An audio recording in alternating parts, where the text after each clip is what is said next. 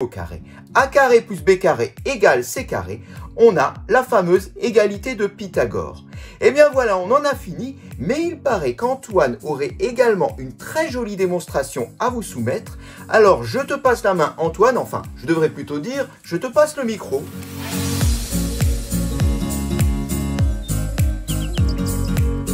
Alors oui, Yvan, ta démonstration est vraiment chouette, mais j'ai peut-être mieux avec une démonstration chinoise façon puzzle du théorème de Pythagore.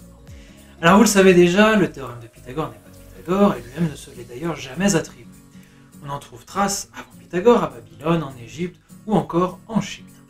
La démonstration que je vais vous montrer n'est pas une démonstration à proprement parler, c'est plutôt une monstration, c'est-à-dire un exemple qui montre sur un cas particulier comment l'égalité de Pythagore fonctionne.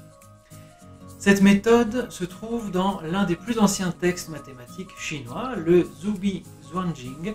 Le contenu de l'ouvrage remonte probablement à la dynastie Han, entre moins 200 et plus 200. Et le résultat est appelé théorème du Gou-Gou, parce que Gou désigne la base et Gu désigne la hauteur. Et c'est sur ces deux notions, base et hauteur, que se fonde la preuve sans mots contenue dans l'ouvrage. Prenons un triangle rectangle, dont on appelle A la hauteur, c'est-à-dire le petit côté le droit, et B la base, c'est-à-dire le grand côté de l'angle droit.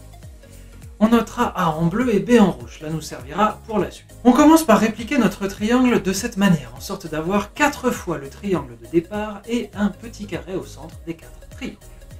On se concentre à présent sur le petit côté A en bleu, qui est reproduit ici. On forme un carré bleu à partir de ce côté A, on le colorie en 2 teintes de bleu pour pouvoir le décomposer plus tard. On fait de même avec le grand côté B en rouge à partir duquel on dessine un carré avec 3 teintes de rouge. On a donc en camaïeute bleu un carré formé sur le petit côté du triangle et en rouge un carré formé sur le grand côté du triangle. On va maintenant pouvoir décomposer ces 2 carrés à la manière d'un puzzle. On commence par déplacer la partie bleu clair en bas à gauche à l'intérieur du triangle initial. On fait de même avec la partie rouge claire en bas à gauche et il ne reste alors plus qu'à déplacer la partie rouge foncée dans le deuxième des 4 triangles répliqués et on obtient un carré. Alors ce carré, c'est tout simplement le carré formé sur l'hypoténuse du triangle initial.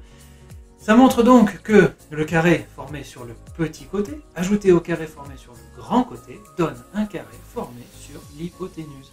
En d'autres termes, A au carré plus B au carré est égal à l'hypoténuse au carré. Sympa, non? De quoi? Alors, Lé me dit qu'il a mieux que moi, alors il est de la génération 87 et d'une certaine génération de l'équipe de France comme moi, mais c'est un bien meilleur mathématicien que moi, donc je vous laisse entre de bonnes mains.